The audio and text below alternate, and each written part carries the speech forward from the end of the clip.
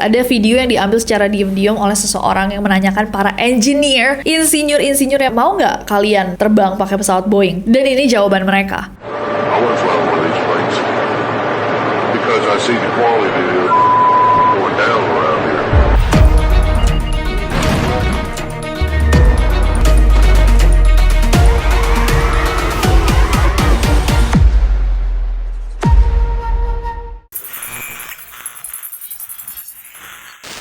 Hey guys, it's Nessie and welcome back to Neror. Kalau kalian belum subscribe ke channel ini, jangan lupa klik tombol subscribe-nya, terutama untuk kalian yang suka teori konspirasi. Hari ini aku punya teori konspirasi yang sangat-sangat bikin aku sebenarnya sangat-sangat deg-degan, tapi aku juga excited banget untuk bahas sama kalian. Dan ini adalah teori konspirasi yang berhubungan sama sebuah perusahaan bernama Boeing. The Boeing Company. Teori konspirasi yang muncul dari kematian orang-orang yang mencoba untuk membongkar rahasia-rahasia di balik Boeing. Adanya video para insinyurnya yang mengaku tidak akan menggunakan pesawat mereka sendiri. Sampai teori tergila bahwa mereka lebih mementingkan uang daripada keselamatan manusia. Langsung aja Neroris, siap-siap merinding. Kita bahas teori konspirasi The Boeing Company. So without any further ado, stop senyum-senyum, cause shit's about to go. Neronis, aku nggak tahu kalau misalkan kalian keep up sama berita, tapi beberapa hari lalu ada berita di mana satu pesawat Singapore Airlines rute London Singapura yang mengalami turbulensi sangat besar sampai membuat seorang penumpang itu kehilangan nyawanya.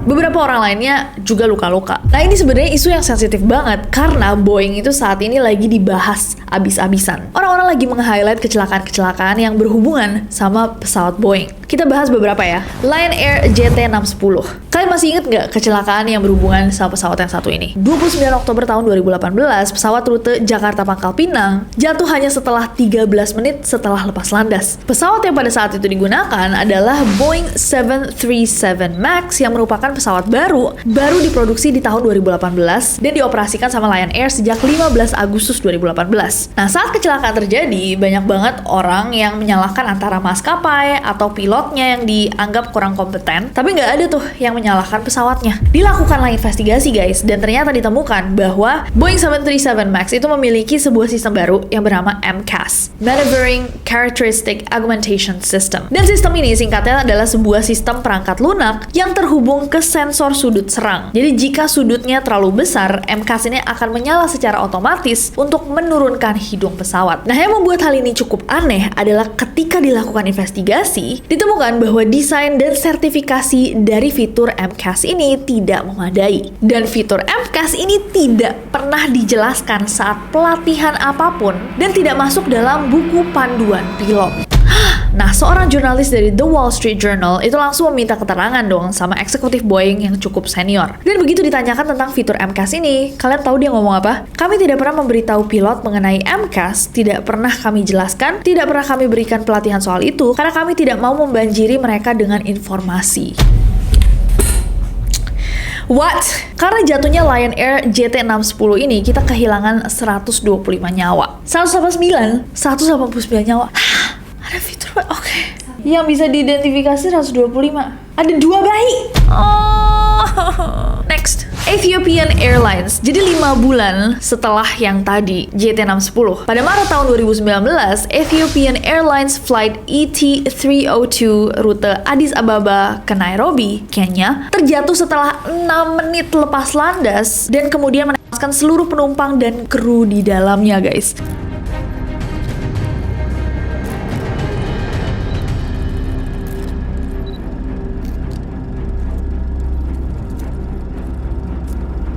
Pesawat ini sama tipenya sama pesawat JT610, yaitu Boeing 737 MAX. Berdasarkan laporan awal, pas dicek katanya kecelakaan ini terjadi karena sistem kontrol penerbangan yang digunakan sama pesawat ini, MCAS, digunakan pada waktu yang salah sehingga memicu sensor yang salah. Anggota Kongres Amerika Serikat Sam Graves itu mengatakan bahwa kecelakaan ini tuh disebabkan oleh pilot yang gagal mengikuti instruksi dengan benar. Karena setelah kasusnya Lion Air JT610, Boeing itu sudah memberitahu seluruh maskapai pengguna 737 MAX tentang adanya sistem MCAS dan sudah dijelaskan bagaimana cara menonaktifkan sistemnya.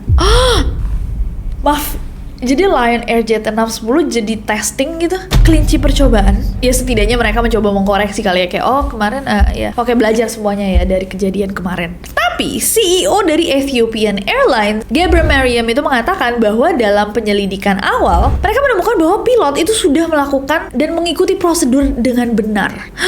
Next ada Alaska Airlines Flight 1282. 5 Januari 2024 kemarin, pesawat Alaska Airlines Flight 1282 yang terbang dari Portland, Oregon menuju Ontario, California itu terpaksa melakukan pendaratan darurat gak lama setelah lepas landas. Lagi-lagi, pesawat yang digunakan adalah pesawat Boeing tipe 737 MAX 9. 7 menit nih lepas landas, pintu darurat yang terletak di badan pesawat meledak di udara. Jadi para penumpang yang pada saat itu ada di pesawat itu tiba-tiba guys terpapar udara terbuka di ketinggian ribuan kaki. Dan kejadian ini menyebabkan 3 penumpang mengalami luka ringan dan beberapa barang penumpang itu hilang tersedot keluar.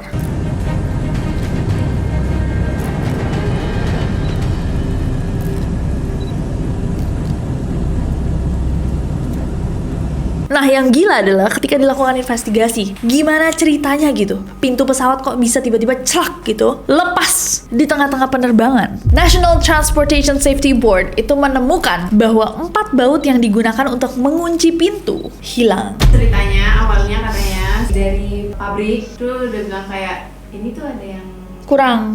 ada yang rusak gitu deh, yang ganti diganti, ya kan, dibenerin nih sama si Boeing. Jadi dari distributornya gitu dia kalau nggak salah bisa diganti sama Boeing. Waktu diganti nggak ditaruh lagi, nggak dipasang gitu. Maaf, gimana? Jadi distributornya udah bilang bahwa ini kurang gitu. Next ada All Nippon Airways. Jadi pada 13 Januari kemarin 2024, sebuah Boeing 737-800 yang dioperasikan sama All Nippon Airways Jepang terpaksa membatalkan penerbangan pada 13 Januari karena jendela di kokpit itu tiba-tiba retak ketika hendak lepas landas.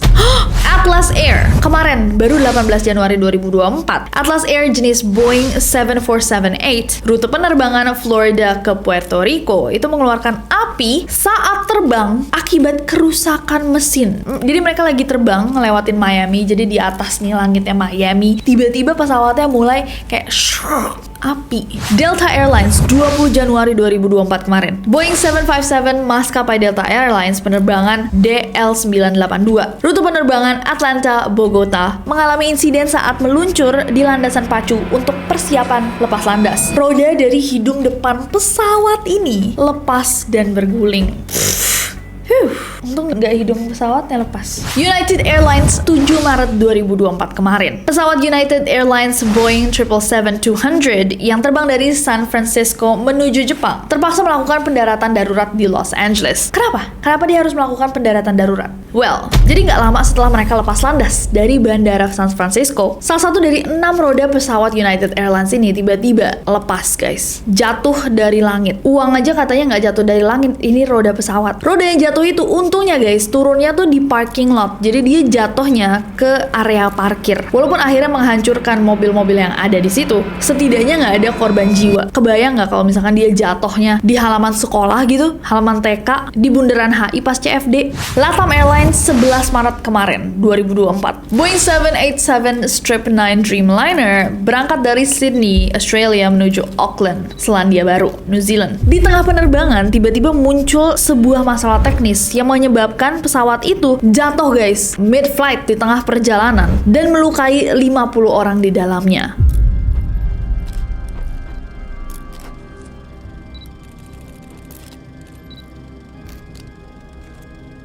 Jadi jatuhnya bukan jatuh sih, tapi turbulence yang sangat-sangat parah yang kayak boom gitu guys. Mirip sama kasus yang kita bahas di awal tadi tentang Singapore Airlines yang sampai mengakibatkan 1 nyawa melayang. 20 Mei 2024 kemarin. Maskapai Singapore Airlines SQ321 rute London Singapura dengan tipe pesawat Boeing 777-300ER terbang seperti biasanya guys, tapi 10 jam setelah mereka lepas landas, tiba-tiba pesawat tuh menukik ke atas dan berguncang kencang. Dan gak lama setelah itu, pesawat ini tuh tiba-tiba jatuh kayak terjun bebas dari ketinggian 6.000 kaki. Syong gitu. Dari 37.000 kaki turun ke 31.000 kaki guys. 6.000 kaki atau sekitar 1.800 meter cuman dalam hitungan menit. Jadi bener-bener kayak wuh. Dan semua orang yang di dalam situ yang lagi nggak pakai seatbelt, sabuk pengaman atau mungkin lagi ada yang berdiri itu langsung terbang diang, terhantam sama atapnya pesawat saking cepetnya. Atap pesawat, langit pesawat, whatever. Bayangin kalian ada di sini tiba-tiba pesawatnya kayak wuh. Jadi kalian kayak jadi pada kelempar ke langit-langit pesawat, banyak yang kepalanya nabrak bagasi kabin. Dan setelah beberapa menit jatuh, jadi tuh jatuhnya tuh 4 menit. 1.800 meter dalam 4 menit. Dan setelah 4 menit itu, baru si pilot berhasil mengontrol pesawatnya lagi dan memutuskan untuk mendaratkan pesawatnya di Suvarnabhumi, Bangkok. Kejadian ini menyebabkan 53 orang dan 1 kru terluka, 7 diantaranya kritis. Dan seorang penumpang berusia 73 tahun bernama Geoffrey Kitchen dari Inggris kehilangan nyawanya.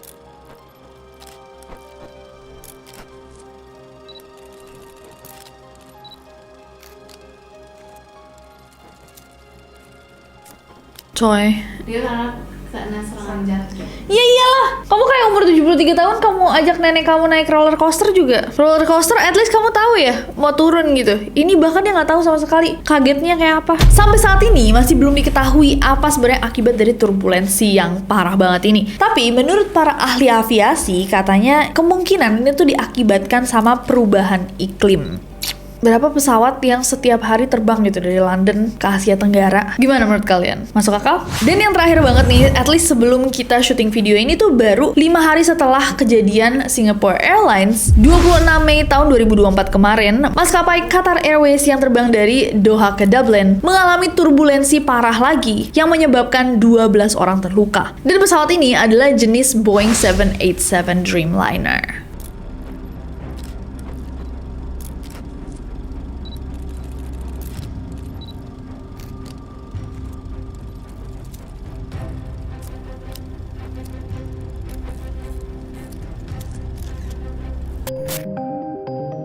Sekarang technically kita masuk ke teori konspirasinya. Jadi, ada yang dinamakan whistleblower. Apakah whistleblower itu? Basically, whistleblower adalah sebuah julukan yang diberikan sama orang-orang yang berusaha untuk mengungkap fakta atau rahasia yang ditutup-tutupi oleh pihak tertentu. Dan perusahaan Boeing sendiri memiliki beberapa whistleblower yang mengejutkan dan membuat media sosial rame banget nih beberapa minggu bahkan bulan terakhir. Adalah teori konspirasi bahwa Boeing itu mencoba untuk membungkam whistleblower mereka. Teori ini dukung fakta ditemukannya 2 whistleblower Boeing yang meninggal secara misterius dan penuh tanda tanya. 2 orang tersebut adalah John Barnett dan Joshua Dean yang menggunakan hidupnya berusaha untuk membongkar kebusukan dari The Boeing Company.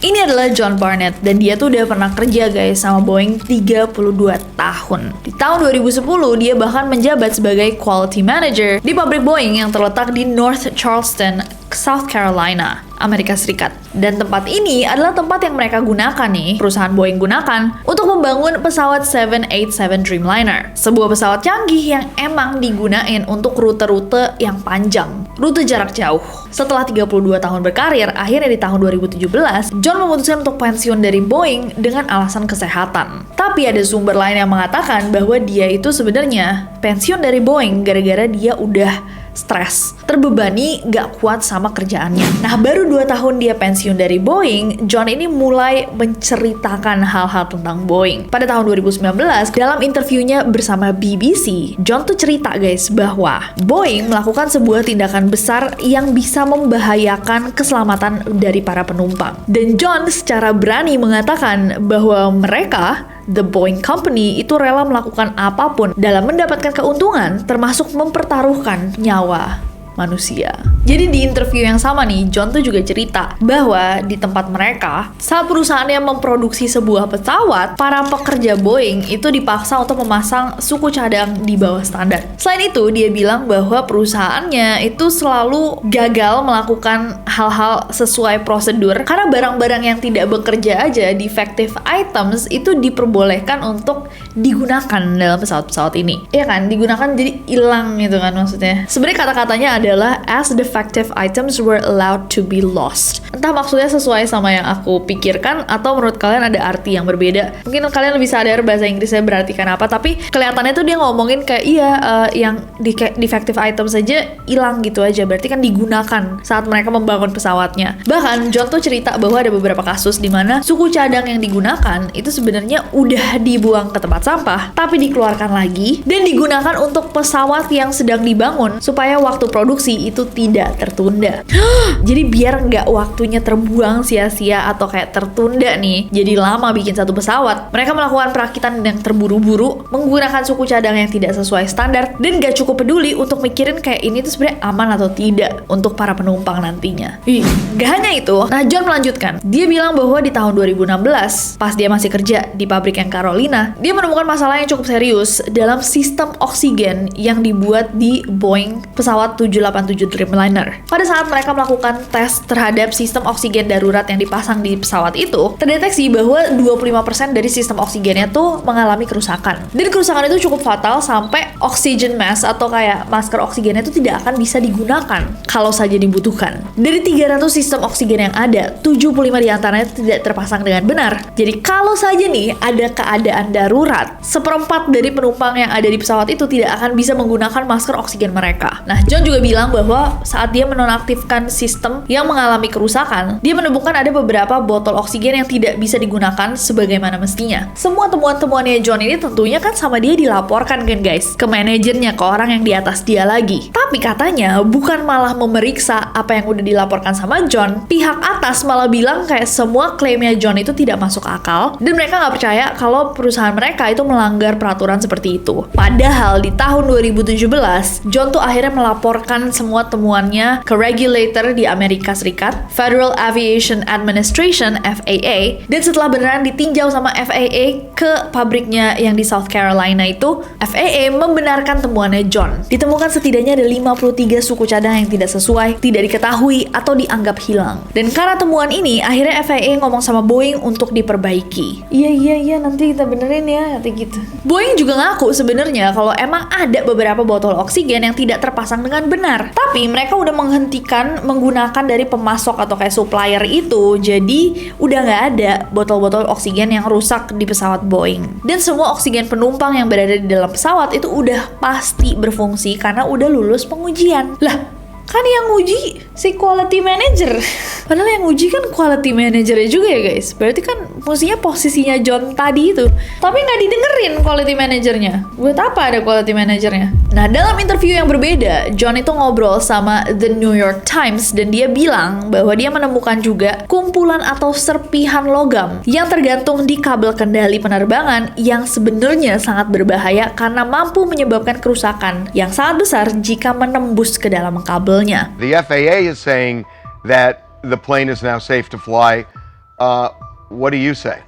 One, this is not a 737 problem, it's a Boeing problem. And I know the FAA's gone in and they've done due diligence and inspections to assure that the door plugs of the 737 are installed properly and the fasteners are stored properly. But my concern is, what's the rest of the airplane? What's the rest of the condition of the airplane? And the reason my concern for that is, back in 2012, Boeing started removing inspection operations off their jobs. So it left the mechanics to buy off their own work. So what we're seeing with the door plug blowout is what I've seen with the rest of the airplane, as far as jobs not being completed properly, inspection steps being removed, issues being ignored. Dan baru nih di tahun 2021, akhirnya John itu mengajukan tuduhan terhadap Boeing tentang semua temuan berbahayanya yang pernah dia temukan selama dia bekerja di Boeing selama 32 tahun tadi. Nah, John itu udah berencana guys untuk mengajukan perlindungan pelapor. Iya, perlindungan keselamatan buat dia. Jadi biasanya kalau misalnya kalian lapor ke polisi, kalian tuh bisa bilang sama polisi, "Pak, saya tuh punya temuan, tapi bisa nggak saya diberikan kayak penjagaan gitu? Boleh nggak saya dijaga? Karena temuan saya ini atau sesuatu yang saya laporkan ini bakal bikin orang-orang marah. Dan pada bulan Maret 2024 kemarin, John akhirnya memberikan semua bukti dalam gugatannya terhadap Boeing. Dan John itu udah dijadwalkan akan memberikan kesaksian lebih lanjut di pengadilan pada 9 Maret 2024. Di hari H, 9 Maret 2024, ditunggu-tunggu dong dia datang untuk memberikan kesaksiannya. Tapi, kok John nggak muncul-muncul? Dihubungi nggak bisa-bisa, ditelepon juga nggak bisa. Sampai akhirnya pihak pengadilan kayak, ini orang kemana? Disamperinlah hotel di mana John itu menginap. Dan pas didatengin guys, dia nggak ada di kamarnya. Dia ada di mobilnya. Mobil yang terparkir di halaman hotel dalam kondisi sudah tidak bernyawa. Pihak kepolisian kemudian melakukan investigasi tentang apa yang sebenarnya terjadi kepada John dan bagaimana dia bisa meninggal. Dan hasil investigasi dari pihak berwajib mengatakan bahwa John itu mengakhiri hidupnya sendiri. Tapi itu aja udah bikin semua orang bertanya-tanya. Ditambah lagi guys, salah seorang teman keluarga John bilang bahwa John itu sempat ngomong pas dia masih hidup. Katanya kalau sesuatu terjadi sama saya, itu bukan diri. He wasn't concerned about safety because I asked him. Dia nggak takut tentang keamanannya karena aku sempat tanya sama dia. Aku bilang, kamu nggak takut? Dan dia bilang, enggak, aku nggak takut. Tapi kalau misalkan emang ada sesuatu yang terjadi sama aku tidak mengakhiri hidupku sendiri. Wasn't concerned about safety because I asked him. I said, "Aren't you scared?" And he said, and his voice and the way he would talk, no, I ain't scared.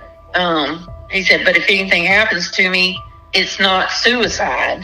You know, I know that he did not commit suicide. There's no way. And he basically told you not to believe it. Yeah, basically, yeah. What do you think happened? I think somebody got in there and made, money can buy anything nowadays, it seems like. I think somebody didn't like what he had to say and wanted to shut him up. Nah, siapa sih sebenarnya Joshua ini? Joshua, selain dia adalah seorang whistleblower Boeing, dia tuh tadinya adalah auditor pengamat kualitas di Spirit AeroSystems, pesawat yang merupakan supplier untuk pesawat Boeing 737 MAX. Dan tipe 737 MAX ini yang tadi kita bahas sudah mengalami beberapa kecelakaan fatal, Ethiopian Airlines sama Lion Air JT610. Pas Joshua kerja untuk Spirit AeroSystems, Joshua itu udah menemukan beberapa cacat produksi terhadap pesawat Max. Dan temuannya itu langsung sama dia dikasih juga dilaporkan ke pihak manajemen. Tapi lagi-lagi katanya perusahaan itu tidak melakukan apa-apa. Malah saking Joshua tuh kayak nge-push ya, bilang kayak, hey ini tuh berbahaya loh untuk pesawatnya dan lain-lain. Setahun kemudian, bahkan kurang dari setahun, Joshua itu malah dipecat sama Spirit AeroSystems. Dan pada November tahun 2023, Joshua tuh mengajukan pengaduan ke Departemen Tenaga Kerja Amerika Serikat, mengklaim bahwa pemecatannya dari Spirit itu merupakan pembalasan karena dia kerap mengungkapkan masalah keselamatan. Basically buat perusahaannya tuh kayak annoying nih orang ngomongin keselamatan terus, kalau menurut Joshua. Dan di bulan Desember tahun 2023, para pemegang saham dari Spirit AeroSystems juga mengajukan gugatan terhadap Spirit AeroSystems, menuduh bahwa Spirit itu menyembunyikan dari investor bahwa perusahaannya tuh menderita kegagalan kualitas yang meluas dan berkelanjutan, dan bahwa kegagalan kualitas itu terjadi karena perusahaannya itu cuman mengejar keuntungan. Dan dalam persidangan itu Joshua Dean tuh muncul guys. Dia di depan memberikan keterangan dan kesaksian bahwa Spirit itu mengabaikan cacat produksi pada Boeing 737 MAX. Joshua bilang di pengadilan bahwa terdapat lubang di belakang pesawat MAX karena pesawat itu dibornya nggak bener. Dan kesalahan ini tuh krusial banget karena bisa menyebabkan tekanan kabin itu tidak stabil selama penerbangan. Boeing akhirnya setelah pengadilan ini mengakui bahwa emang ada kesalahan pengeboran yang dilakukan di Agustus tahun 2023. Tapi mereka juga bilang bahwa itu masalahnya nggak sebesar itu kok. Ini tuh bukan masalah keselamatan yang serius. Boeing kemudian memutuskan untuk memeriksa ulang dan memperbaiki pesawat yang terkena dampak, sehingga mereka tuh akhirnya menunda pengiriman Boeing 737 MAX ke maskapai-maskapai penerbangan yang udah mesen. Setelah berita ini diumumkan, hasil dari pengadilannya, katanya besoknya saham dari Spirit AeroSystems itu langsung jatuh 10% guys. Dan yang lebih gila dan bikin merinding banget, 2 bulan setelah John ditemukan sudah tidak bernyawa di dalam mobilnya, pada 30 April kemarin, Joshua Dean, seorang whistleblower Boeing lainnya, juga kehilangan nyawanya. Jadi April tahun 2024 ini tiba-tiba Joshua itu dirawat di rumah sakit karena dia bilang dia punya masalah sama pernafasannya, alias dia tuh kesulitan bernafas. Dia sempat diintubasi dan kata dokter dia tuh mengidap pneumonia dan infeksi serius. Hasil CT scan-nya juga mengatakan bahwa dia mengalami stroke. Joshua juga menerima beberapa diagnosis termasuk flu, pneumonia, MRSA, methicillin resistant Staphylococcus aureus, infeksi bakteri yang udah kebal dengan beberapa jenis antibiotik. Dan setelah masa kritisnya selama 2 minggu, akhirnya Joshua kehilangan nyawanya. Tapi keluarganya Joshua itu nggak percaya bahwa penyakit ini memang datang atau dia derita secara natural. Keluarga Joshua itu curiga karena selama ini katanya Joshua tuh dikenal sebagai seorang yang sehat, makannya bagus, dan suka berolahraga. Ditambah lagi, sesaat sebelum kematiannya, katanya dokter tuh sempat mempertimbangkan untuk mengamputasi tangan dan kakinya yang sudah menjadi hitam karena infeksi. Dan karena kecurigaan-kecurigaan yang dimiliki sama pihak keluarga, akhirnya pihak keluarga Joshua meminta untuk dilakukan otopsi terhadap tubuhnya Joshua. Nah, ini tambahan aja guys. Selain John sama Joshua, seorang mantan manajer Boeing, Ed Pearson, itu juga mengatakan bahwa dia sendiri gak akan pernah terbang menggunakan pesawat Boeing 737 MAX. Si Ed Pearson ini ngomong bahwa selama dia kerja di Boeing, dia tuh ngeliat bahwa para karyawan itu selalu ditekan untuk cepat menyelesaikan pekerjaan mereka, biar pesawatnya tuh cepat jadi dan bisa langsung dikirim gitu ke maskapai yang udah mesen. Well, I think the heart of the problem is clearly there's a rush to produce airplanes. I mean, obviously there's a great demand for airplanes, and inside the factories, there's a phrase they call "schedule is king." So even though the company speaks about the quality of their planes and the importance of that, what the employees are hearing on the factory floor is get your jobs done. You know, finish your work, get done as fast as possible, you know, move to the next plane. Kenapa sih, Ed? Jadi Ed itu pas Maret 2023, pokoknya Ed itu mau ngelakuin penerbangan naik Alaska Airlines. Terus dia itu udah memastikan kalau misalkan dia nggak mau naik Max, pokoknya pesawat yang dia naikin itu bukan Max. Sampai akhirnya dia masuk nih penerbangan, udah hari penerbangan dia masuk ke pesawatnya, dia udah lihat-lihat, oh ini pesawat baru nih kayaknya gitu, karena tipe pokoknya dia yang penting nggak Max, karena sebelumnya dia kan di Max ya, karyawan Max. Abis itu pas masuk situ dia udah ngeliat, oh enggak nih, nggak ada tanda-tanda Max ya kan. Sampai akhirnya waktu dia duduk ngeliat selebaran yang di depan kursi dia ada tulisan Max ya kan. Akhirnya dia langsung minta keluar dari pesawat itu. Dia bilang, saya batal, saya nggak mau ngelanjutin penerbangan, pokoknya saya keluar dari pesawat ini. Terus sampai ditenangin kan sama sama pramugarinya gitu. Terus habis itu dia tetap pokoknya saya mau keluar dari sini, saya nggak mau naik Max, karena pesawat ini Max, saya keluar, mendingan saya nggak usah berangkat daripada saya harus naik Max gitu. Akhirnya yaudah dia keluar. Would you know, are you looking at the planes that you fly in, and would you fly in a Boeing 737? I've flown 737s my whole life. I will not step on a Max. In fact, it actually happened to me. I was flying to New Jersey, and I purposely scheduled myself away from flying a Max. And I got on the plane last, and I realized it was a Max, and I had to walk off the plane. You know, I walked off the plane and waited all night to do a midnight, red eye. I know that plane has got problems. It's not the type of quality that the company is known for.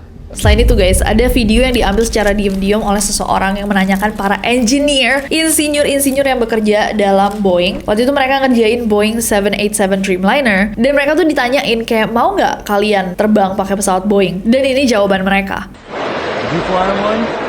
No. You won't fly in one.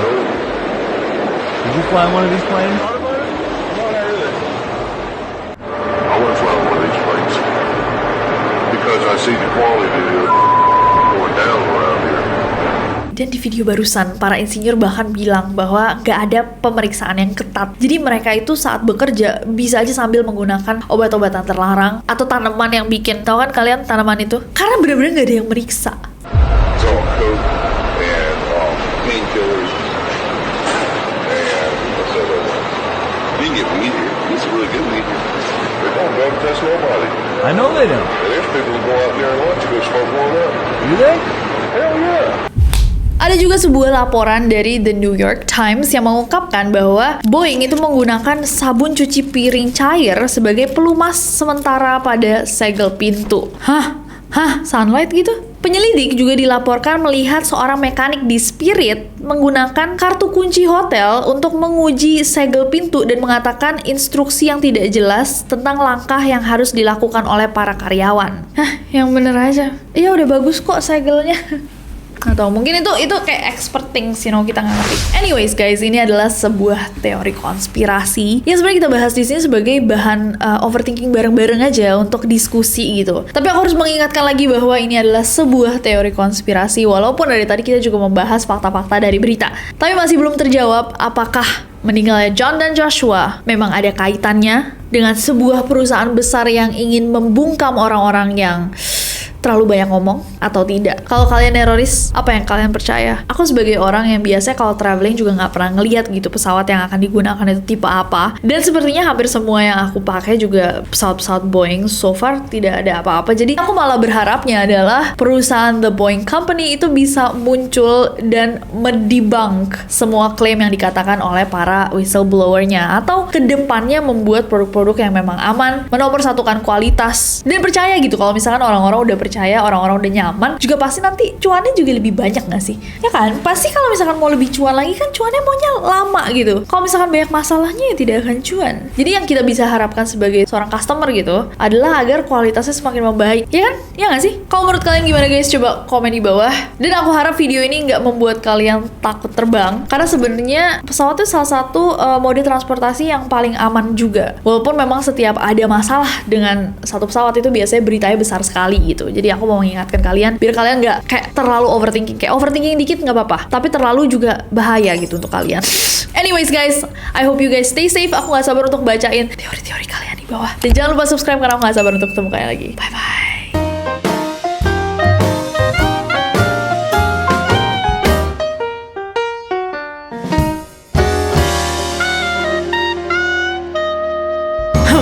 Gak sih guys, tapi teori konspirasi tentang penerbangan itu sebenarnya udah ada banyak banget. Salah satu yang aku inget itu ada teori konspirasi ketika kalian terbang, kan kita selalu dibilang kalau misalkan sampai ada kecelakaan, kalau misalkan sampai ada turbulence hebat, kita harus menundukkan kepala kita ke bawah dan melindungi kepala kita menggunakan tangan kayak gini. Nah, ada teori konspirasi beberapa tahun yang lalu yang mengatakan bahwa itu sebenarnya adalah cara untuk memastikan orang-orang yang terlibat dalam kecelakaan ini agar meninggal dunia. Kamu pernah dengar gak teori konspirasi ini? Enggak lagi. Kamu pernah denger gak teori konspirasi ini? Kamu gak pernah? Oh my god, aku pernah denger. Aku baca ini udah lama banget. Tapi basically ketika kita nunduk, katanya kalau misalkan kita kena dampaknya tuh, kayak kalau misalkan ada crash atau apa-apa gitu, saking kencangnya itu akan memastikan bahwa leher kita akan patah. Tapi kalau kita nunduk, gigi kita dan organ-organ di dalam wajah kita tuh masih terproteksi. Jadi nanti begitu dicek, begitu didata, kelihatan ini tuh siapa gitu. Karena kalau misalkan hidup mereka bisa nuntut ini itu segala macam, airlines itu akan mengeluarkan lebih banyak uang, katanya gitu.